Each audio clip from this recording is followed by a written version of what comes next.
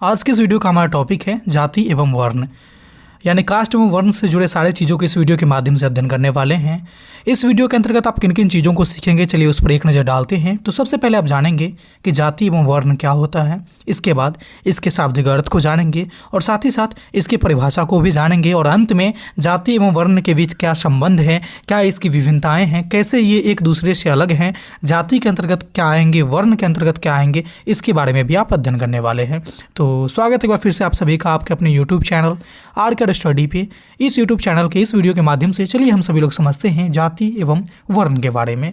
सबसे पहले हम लोग जानते हैं कि ये जाति क्या होता है, कास्ट क्या होता है। हालांकि इसके बारे में हमने पिछले वीडियो में आप सबों को बहुत ही डिटेल से बताया है। आपने अगर उस वीडियो को नहीं देखा है तो इस वीडियो के डिस्क्रिप्शन बॉक्स में जाइए और उसका वहाँ पर लिंक मिलेगा, वहाँ से इन सारी चीज़ों को आप अच्छे से समझ जाइएगा। ठीक है, फिलहाल चलते हैं कि जाति क्या होता है, इसके बारे में समझते हैं। तो जाति का संदर्भ जो होता है वो एक ही प्रकार के चीज़ों से होती है, एक ही प्रकार के वस्तुओं से होती है, एक ही प्रकार के मनुष्य से होती है, एक ही प्रकार के जानवरों से होती है। कहने का मतलब हम ऐसे कह सकते हैं कि जन्म से समान गुणधर्म वाले जो भी वस्तुएं होती है, जो भी चीज़ें होती है, जो जन्म से ही समान गुणधर्म को प्रदर्शित करते हैं, उसको आप जाति कह सकते हैं। और जाति के संदर्भ में आप सिर्फ ये कहना गलत होगा हमारा कि जाति सिर्फ मनुष्य के ही होते हैं। जाति में आपके पेड़ पौधे, मनुष्य, जानवर या फिर अन्य वस्तु भी आ सकते हैं जो कि जन्म के आधार पे, जन्म से ही चीज़ों उसके क्या होते हैं, सेम होते हैं, समान होते हैं।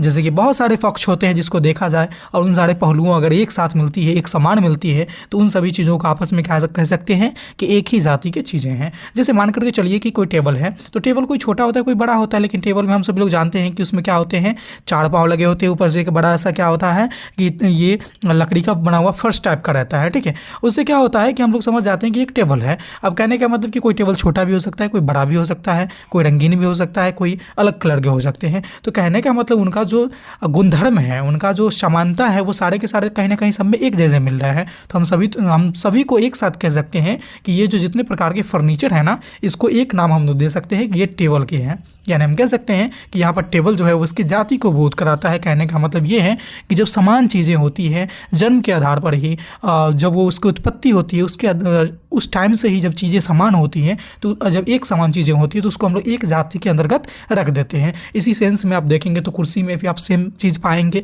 इस तरह से अलग अलग पेड़ पौधे को भी देखेंगे, मनुष्य को भी देखेंगे, जानवर को भी देखेंगे, तो सब में जब एक जैसे होते हैं तो उसका नाम किसी का गाय रख दिया, किसी का कुत्ता रख दिया, किसी का बकरी रख दिया, किसी का शेर रख दिया, है ना। तो इसी को हम लोग क्या बोलते हैं, जाति कहते हैं। तो बड़े ही छोटे से चीज़ हैं जाति, इसको समझ लिया आपने। अब हम लोग चल दिए हैं, बात करते हैं कि जाति का शाब्दिक अर्थ क्या होता है। तो बड़े ही आसान से हम लोग इसको समझेंगे कि जाति का जो शब्द है ना, जाति शब्द, ये हमारे इसकी उत्पत्ति जो है ना वो संस्कृत भाषा से हुई है। और संस्कृत भाषा के एक धातु है जन, यानी कि संस्कृत भाषा के जन धातु से हमारे जाति शब्द की उत्पत्ति हुई है। और जन का अर्थ होता है उत्पन्न होना, यानी कि क्या होता है, उत्पन्न होना, यानी उसकी क्या होगी, उत्पत्ति होना। अब कैसे उत्पत्ति होगी, तो जब जन्म के आधार से ही कोई भी चीज़ों का गुणधर्म समान होते हैं, समान गुणधर्म वाले सभी चीज़ों को क्या कहते हैं कि जाति कहते हैं। और इस जाति के अंतर्गत सिर्फ मनुष्य ही आए ऐसा कोई ज़रूरी नहीं है। इसके अंतर्गत जो है पेड़ पौधे, कोई वस्तु, मनुष्य, जानवर इत्यादि सभी कुछ आ सकते हैं। तो ये थे हमारे जाति। अब चलते हैं हम लोग बात करते हैं वर्ण के बारे में कि ये वर्ण क्या होता है। ठीक है, तो देखिए जाति और वर्ण अक्सर आप सुनते होंगे, व्यवहारिक जीवन में भी अक्सर के लोगों के मुंह से भी आप सुनते होंगे कि वर्ण जाति ऐसे करके।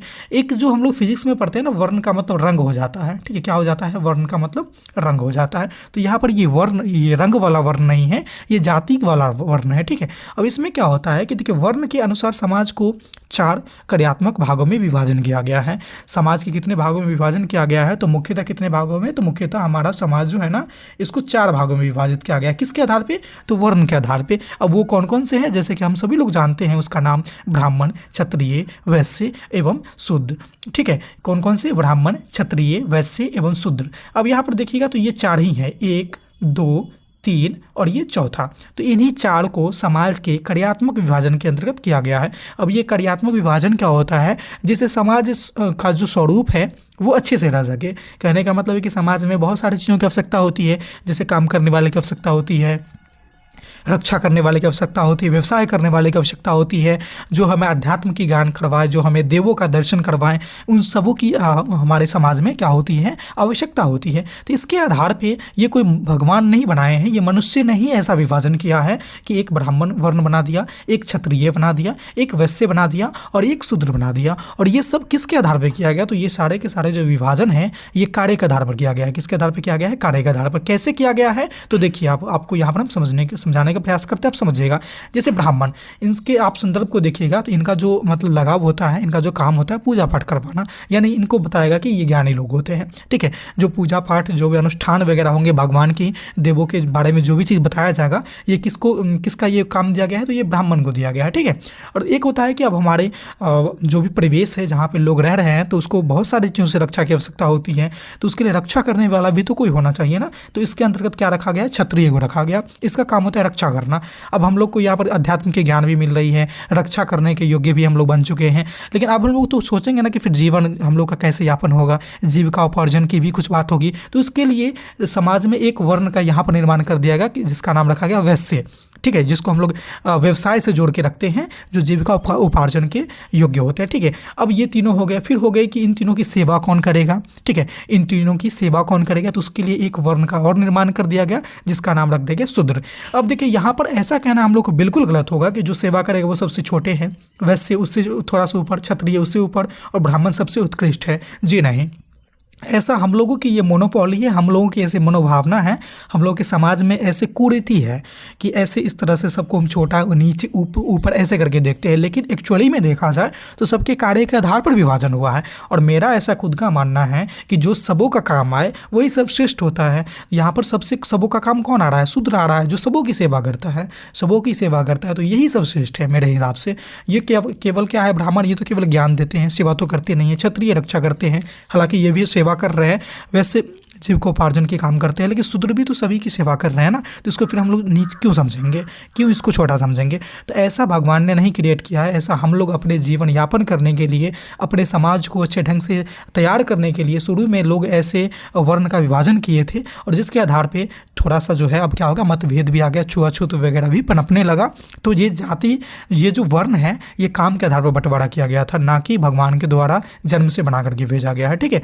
तो आई होप कि आप समझ गए होंगे कि वर्ण क्या है, कितने प्रकार के होते हैं, और वर्ण का विभाजन किस कारण से हुआ था, ठीक है, किसको मद्देनजर रखते हुए वर्ण का विभाजन किया गया था। इन सारी चीज़ों को आपने समझ गए हैं। अब चलिए हम लोग बात करते हैं कि वर्ण एवं जाति में क्या संबंध होता है। जो हमारा मेन टॉपिक था ना इस वीडियो का, ये यही है कि वर्ण एवं जाति का मेन संबंध क्या है। इन दोनों में अगर हम बात करें तो अंतर को देखें तो इन दोनों में क्या प्रमुख अंतर आ सकते हैं, इसके बारे में समझने का प्रयास कर सकते हैं। ये दोनों एक दूसरे से कैसे संबंधित है, इसको जानते हैं, ठीक है। देखिए, जो हमारा वर्ण व्यवस्था होता है ना, ये एक वृहत व्यवस्था है जिसमें समाज के क्रियात्मक रूप से 4 बड़े बड़े भागों को विभाजन किया गया है, जो आपको मैंने अभी बताया था, ब्राह्मण, क्षत्रिय, वैश्य और शूद्र।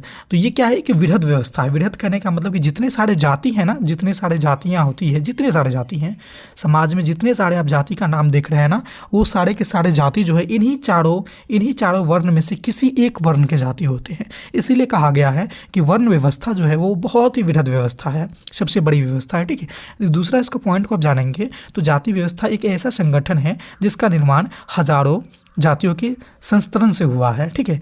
जाति व्यवस्था कैसा है? जाति व्यवस्था एक ऐसा मतलब कि कहें तो संगठन है जिसमें बहुत सारे जातियों का संस्तरण से उसका क्या हुआ है, जाति व्यवस्था का निर्माण हुआ है। और सभी जाति कहाँ आते हैं? सभी जाति वर्ण के अंतर्गत ही आते हैं। इसलिए कहा गया है कि एक वर्ण के भीतर हजारों जातियाँ का समावेशन होता है।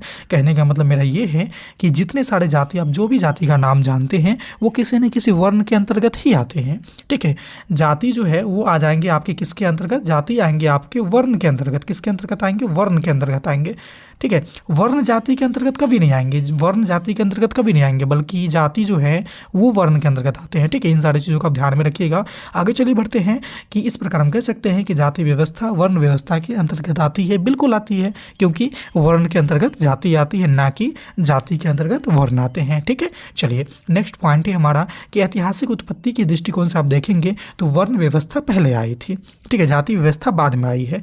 कहने का मतलब ये है कि हम लोग का जो प्राचीन चीज़ें हैं, प्राचीन चीज़ों का आप अध्ययन करेंगे और जानेंगे, ऐतिहासिक बातों को समझने का प्रयास करेंगे, तो आप पाएंगे कि वर्ण व्यवस्था सबसे पहले आई थी जो 4 थे, ब्राह्मण, क्षत्रिय, वैश्य और शूद्र करके।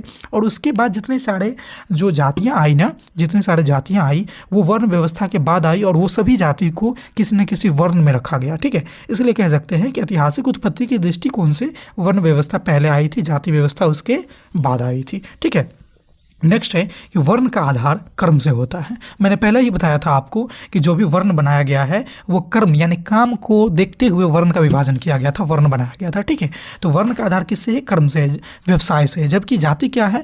जो भी मनुष्य जिस जाति में पैदा लिया उसका जाति वही हो जाएगा। ठीक है, इसीलिए कहा गया है कि वर्ण का आधार कर्म से है, व्यवसाय से है, उसके काम से है। ठीक है, बल्कि जाति का आधार क्या है? जन्म है। तो इन सारे पॉइंट को ध्यान में रखिएगा कि जाति का आधार क्या है? तो जन्म है। वर्ण का आधार क्या है? तो कर्म है उसका या फिर व्यवसाय है उसका। ठीक है, नेक्स्ट पॉइंट है और आज का अंतिम पॉइंट है कि वर्ण केवल 4 हैं, बल्कि जाति जो है वो क्या है? असंख्य है। ये बहुत इंपॉर्टेंट है। वर्ण कितने हैं? तो वर्ण पूछा जाएगा तो हमेशा बोलिएगा 4 है। कितने हैं वर्ण? तो वर्ण हमारा 4 है, लेकिन जाति क्या है? 4 ही है? नहीं, जाति असंख्य है। एक जाति में एक वर्ण में बहुत जातियाँ आती है और हमारे 4 प्रमुख वर्ण हैं। तो प्रमुख वर्ण में कितने जातियाँ आ जाएंगे? तो असंख्य आ जाएंगे। ठीक है, तो ये थी हमारे जाति और वर्ण के बीच कुछ महत्वपूर्ण संबंध, कुछ दोनों के बीच कोई अंतर कह लें या फिर कैसे एक दूसरे से संबंधित हैं ये कह लें, या फिर आप ऐसे भी कह सकते हैं कि इन दोनों के बीच में जो है क्या लगाव है, क्या संबंध था। इसको आपने बहुत ही आसान शब्दों में और बहुत ही कम टाइम में अच्छे से समझा है। उम्मीद करते हैं कि ये वीडियो जो है आपको बहुत अच्छी लगी होगी। हमारा जो अगला वीडियो है ना वो आपके जाति एवं वर्ग के ऊपर होने वाला है। ये वर्ण था, अब हमारा वीडियो जो है जाति एवं वर्ग के ऊपर होने वाला है। ये दोनों भी बहुत इंपॉर्टेंट है, आपके डीएड बीएड या फिर जो भी एग्जाम देंगे उसके दृष्टिकोण से बहुत ज़्यादा महत्वपूर्ण टॉपिक है। तो इसको भी देखना आप बिल्कुल नहीं भूलेंगे। इसके ठीक अगले वाले वीडियो हमारा जाति एवं वर्ग के ऊपर होने वाला है। ये वीडियो कैसी लगी, अच्छी लगी, बुरी लगी, कैसी लगी, आप हमें कमेंट करके जरूर बताएंगे। और साथ ही साथ इस वीडियो में किसी भी तरह की कोई समस्या हो तो आप हमें कमेंट के माध्यम से वो भी सुझाव देंगे। तो अगर आप हमारे चैनल पर पहली बार आए हैं तो चैनल को सब्सक्राइब कर लीजिएगा और साथ ही साथ बेल वाले आइकन को इसलिए प्रेस कर लीजिएगा क्योंकि इस तरह के रोचक, महत्वपूर्ण और वीडियो जब कभी मैं अपलोड करूं तो उसका नोटिफिकेशन आप तक सबसे पहले पहुंच जाए। तो इस वीडियो में बस इतना ही था। फिर मिलते हैं अगले वीडियो में नए टॉपिक के साथ। तब तक के लिए देखते रहिए हमारे चैनल आरके स्टडी को। धन्यवाद।